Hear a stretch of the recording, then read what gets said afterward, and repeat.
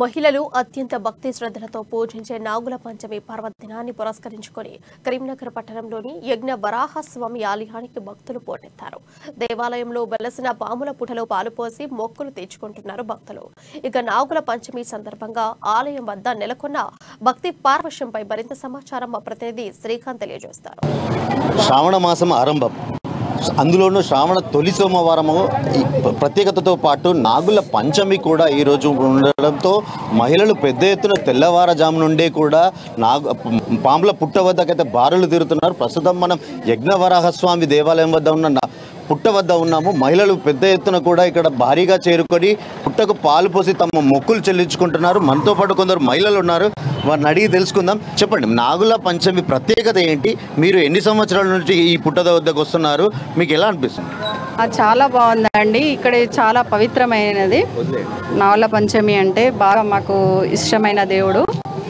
ప్రతి సంవత్సరం వచ్చి పాలు పోస్తాము. ఒకరోజు ఒక్క పొద్దు ముందే ఉంటాము.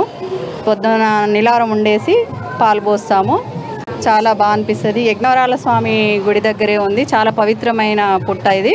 మాకు కోరికలన్నీ నెరవేరుతున్నాయండి, ఏవి కోరుకున్నా కూడా. మీరు చెప్పండి అమ్మా, ఈ పుట్ట ప్రత్యేకత ఏమిటి? ఇది ఎప్పుడు వెలిసింది? మీరు ఎన్ని సంవత్సరాలుగా కూడా ఇక్కడ మొక్కులు తీర్చుకుంటున్నారు?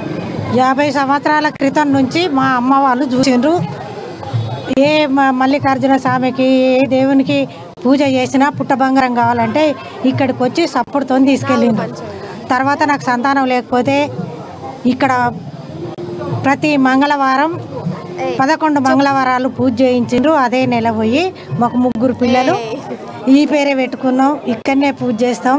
ప్రతి నాగుల పంచమి రేపనంగా నిలారం ఒక్క పొద్దుండి ఈరోజు వంట చేసుకుని దేవుని దగ్గర నైవేద్యం పెట్టుకొని ఇక్కడికి వచ్చి పాలు పోసి ఇక్కడ మొక్కు చెల్లినాక పోయిన తర్వాత ఒక్క పొద్దు ఇడుస్తాం.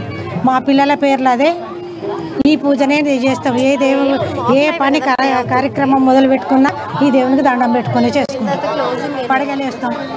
పడగలేస్తాము. మా పిల్లకు ఏదైనా కూడా ఇక్కడికే వచ్చి బొట్టు పెట్టుకుంటాం. కొత్త బట్టలు 21కి కొత్త బట్టలు పెట్టుకొని పిల్లలకు తొడిగించుకున్నాం. పుట్టెంటుకలు కూడా ఇక్కడనే తీసినాం.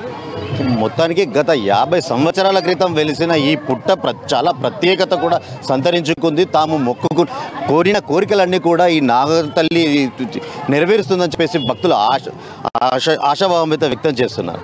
కెమెరా పర్సన్ అరుణ్తో శ్రీకాంత్, అమ్మ న్యూస్, కరీంనగర్.